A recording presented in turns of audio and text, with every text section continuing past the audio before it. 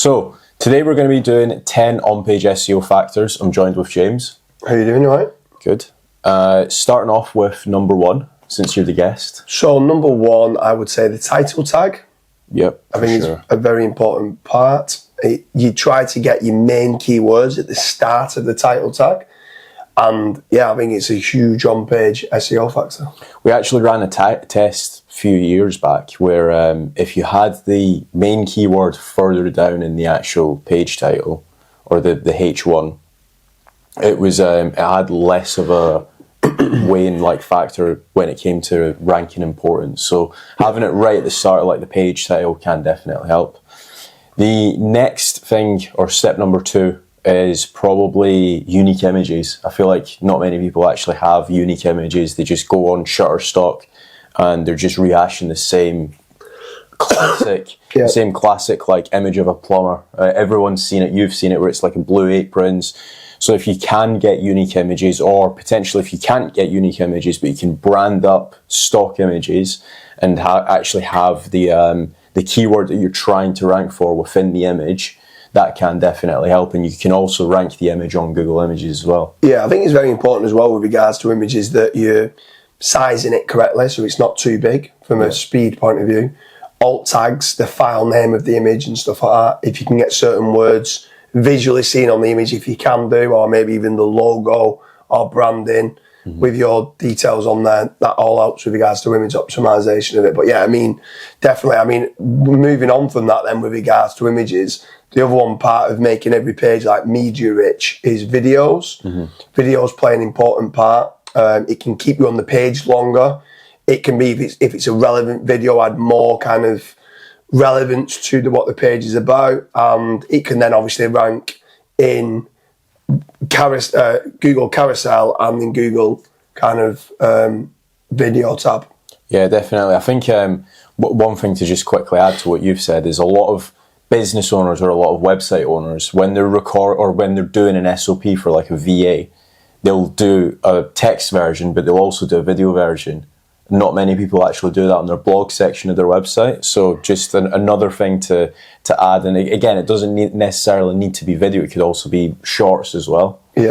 Step number 4, or method number 4 for on-page SEO, is internal linking. So making certain that you are actually adding in unique internal links. You don't just rely solely on the nav bar or the sidebar.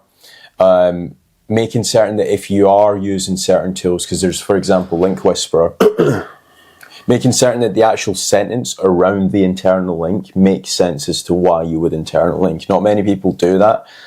They always just use the exact match anchor when it comes to internal links. And if you can essentially theme that internal link, it can actually have a much positive impact. Yeah, for sure. I think another huge factor with on-page is the URL. Making certain the keywords that's in ideally the stuff that's in the title tag, might not need to be the full length of the title tag, but basically getting the most important words of what the page is about in the URL string. That's another important part for on-page. Yeah, for sure. The next thing, so I think we're on number 6 at the minute, is content freshness. So what I mean by that is a lot of people will go, and I'll use a really easy example.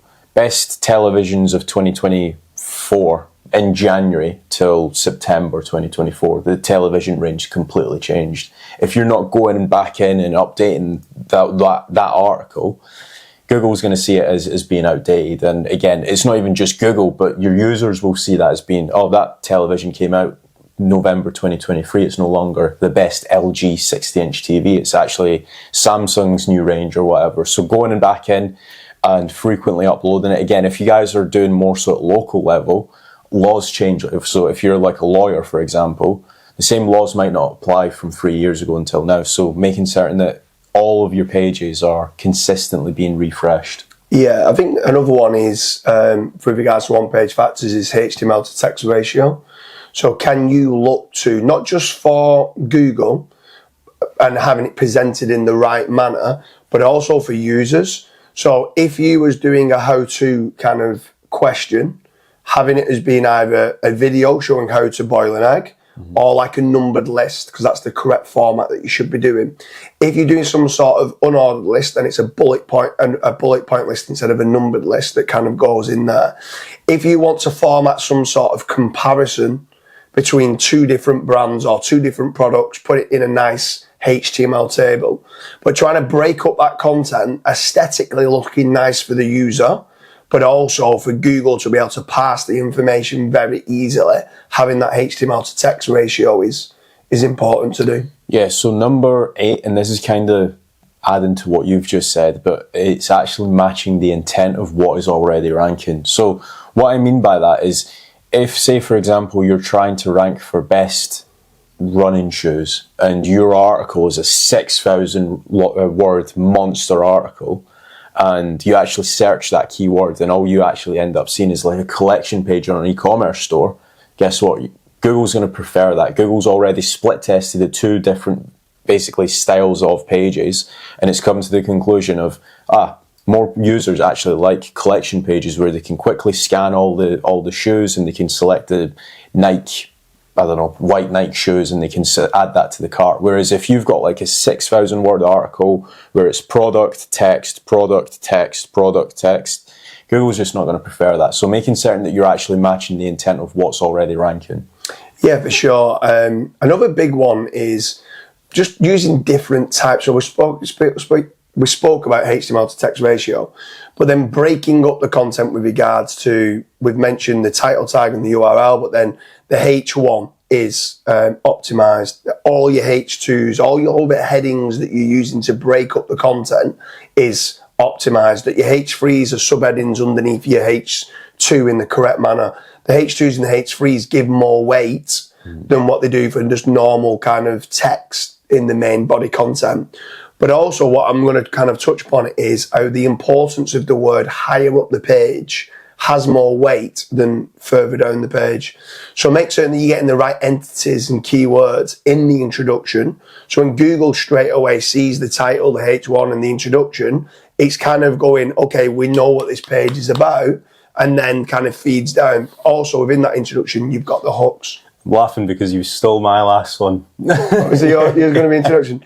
There's a few others, to be fair, we can throw in there. So I think yours was kind of like a twofold, and I was hoping that you would just finish on the subheadings, because the subheading structure is really important. Yeah. So like making certain that like if your H1 is best male running shoes or best men's running shoes, right?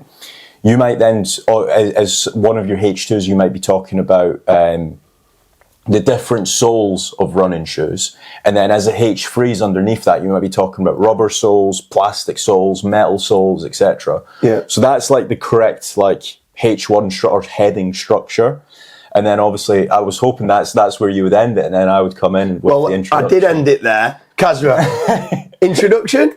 Yes, introduction. Yay! But I feel like we can probably deep dive a little bit more into the introduction. So like having secondary keywords in your introduction, super important. Having LSIs in your introduction, having entities in your introduction. All of these things you can definitely perfect over time, because a lot of people think, well, how am I going to get secondary keywords within the introduction if the articles just went live? The purpose is you get the article live and then you perfect it over time, because you're not going to know all the secondary keywords and you're not going to know all the entities for that page. Yeah. So having those on the page, I'll give you guys a bonus one as well. FAQs, having questions like from the people also ask on the actual page can definitely help. If you're giving a bonus tip, I'm giving a bonus tip. Go on. So another bonus tip with regards to on-page factors for SEO is making certain that people become obsessed with word count, right? So something that's very important is trying to get what you're trying to deliver in the least amount of words possible. Your content should be as short as possible, but as long as necessary. So try to think of all the other questions, like what Kazra just said with regards to frequently asked questions that people might have, all the different H2s, all the different H3s. Go to town and expanding upon that, keeping on the same intent, like Kazra's mentioned as one of the previous on-page SEO factors, but then making certain that you're making it as long as it can be, but each answer is no fluff. Remove all the contextless words. but make sure you're stacking those entities on the page so it's entity rich and you're getting all in the most important terms in, and start learning properly how to structure your sentences. We spoke about how-tos being numbered lists or videos. Maybe just a list of different products can be like a bullet point list. But make certain that if someone says like, who is Kaz Radash? Is a question as a H2. The answer underneath it is Kaz Radash is, and then the answer. So you're repeating it so it's standalone content, but it's really, really concise, answering it in the best possible way, but it's packed with entities. That's very important because too many people now are writing 3, 4, 5,000 words and they're playing hide and seek with the content. It could have been written in 1,500 words, but people just think longer is better, and it's actually not. That cost of information retrieval is so much more when you're making it bigger. Make it concise, but make certain you're getting all them answers in as it can be to meet that search intent.